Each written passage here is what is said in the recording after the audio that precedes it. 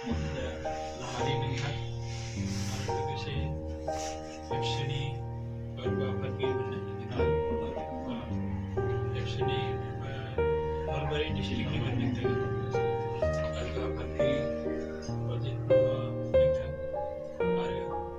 लोगोसे आलासि नोंथांमोन दिनै जिहेतु आंबो मिथिया माने खोनायाखैमोन बिदि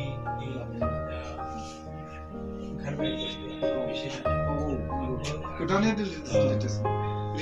गोदान टेक्न'लजिनिफ्राय ओंखारनाय बुस्थु बिनि स्पिडखौ जों नुबाय गतिके जिहेतु स्पिड दङ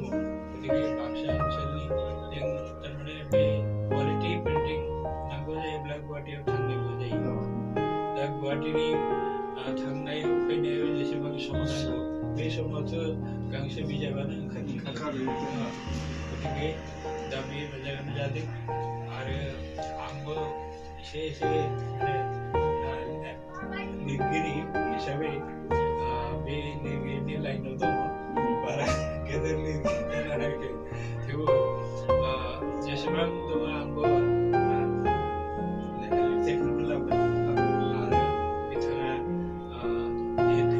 लिरलांबाय गतिके बिथांनिफ्रायबो हेफाजाब मोनगोन होननानै सानदों आरो आं आसा खालामदों आंनि गांसे बिजाब नेपालि रावनिफ्राय बर' रावाव दानस्लायनाय खुदियाफोरनि सल' खुदियाफोरनि सल' दा बे स्क्रिप्टखौ लाबाय आं दा आरामसे होगोन बिथाङा नायगोन फार्स्ट बिजाब हिसाबै जुदि बेखौ हायोब्ला